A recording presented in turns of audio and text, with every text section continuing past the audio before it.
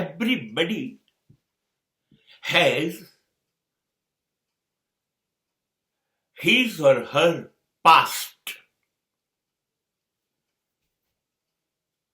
Whatever they are now in current situation is not important.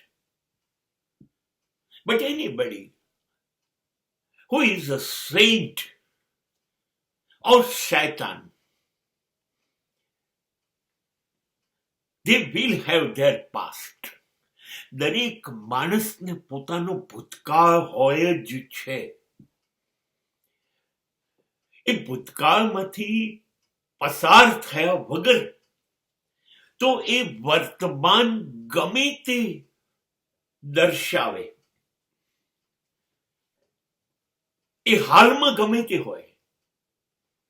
So what? હા, એ બદલાઈ શકે. ભૂતકાળમાં એ જે હતો પછી એને એમ થયું હોય કે બરાબર નથી, મારે બદલાવું છે, તો એ વર્તમાનમાં બદલાઈ શકે.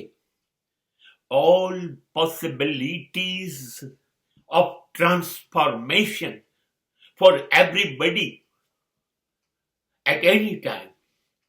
દરેક માણસ ગઈકાલે શું હતો એ ભૂલી જાઓ.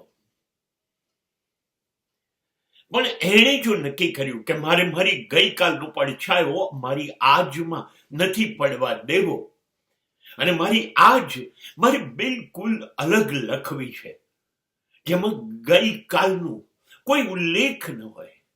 હું મારી ગઈકાલથી દૂર નીકળીને એક નવી અદ્ભુત આજ તરફ જિંદગીને લઈ જવા માંગુ છું, તો જિંદગી એને સ્વીકારશે, કુદરત એને હા પાડશે. એ સંત હોય કે શૈતાન હોય. બહુ પ્રખ્યાત ઉદાહરણ વાલિયા લૂંટારાનું છે જ. અને પછી અચાનક ટ્રાન્સફોર્મેશન, પરિવર્તન આવે છે અને વાલ્મીકી ઋષિ બને છે અને વિશ્વ પ્રસિદ્ધ રામકથા લખે છે.